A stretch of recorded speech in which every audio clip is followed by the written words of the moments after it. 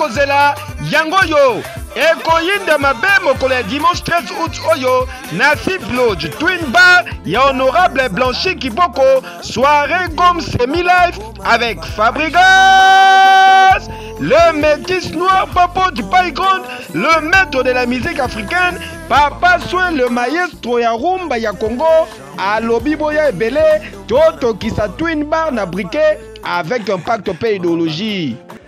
Salut la grande famille, retrouvez-moi, c'est dimanche 13 août au Self Lodge pour un semi-live exceptionnel. Dimanche 13 août, on sera ensemble, on ne complique pas les numéros. Chez Blanchi Kiboko. Ah oui, droit d'entrée, $10, y'a Pamba plus consommation, cadeau signé, honorable Blanchi Kiboko. Tinoliwa, Blanchi Kiboko, Joël Rodriguez. Bana Kinshasa, donc Bobongama, Nicole Komi Mouké.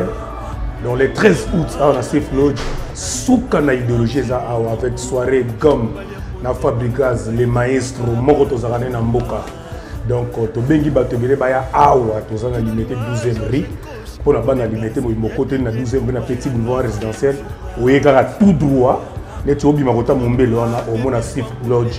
Escafable to Zarane awa, déjà les 13 pour 15h déjà y a Zali awa.